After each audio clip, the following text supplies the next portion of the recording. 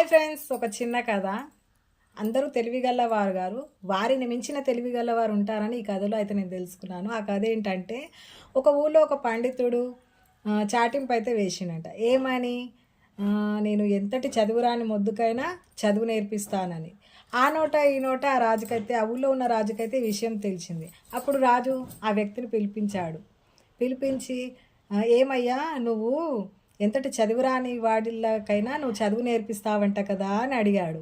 అప్పుడు ఆ వ్యక్తి ఏమన్నాడంటే, అవును రాజా, నేను ఎంతటి చదువురాని మొద్దుకైనా అవలీలగా చదువు నేర్పిస్తాను, గాడిదతో కూడా వేదం నేర్పించగలను అని అహంకారంగా ఈ రాజుకైతే వ్యక్తి సమాధానం చెప్పాడు. అప్పుడు ఆ రాజు ఏమన్నాడు, "ఆ, సరే, నా కొట్టంలో ఒక గాడిద ఉంది, దానికి వేదం నేర్పించాలి.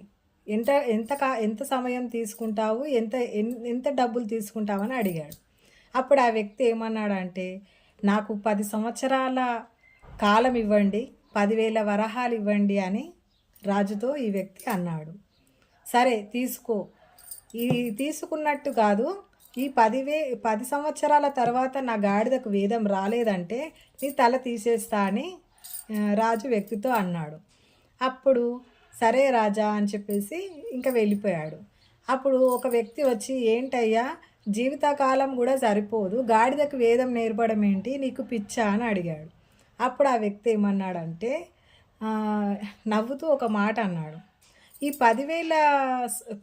10 సంవత్సరాలలో రాజే పోవచ్చు, గాడిదే పోవచ్చు, నేనే పోవచ్చు, కాలం నిర్ణయిస్తుంది అని నవ్వుతూ వెళ్ళిపోయాడు.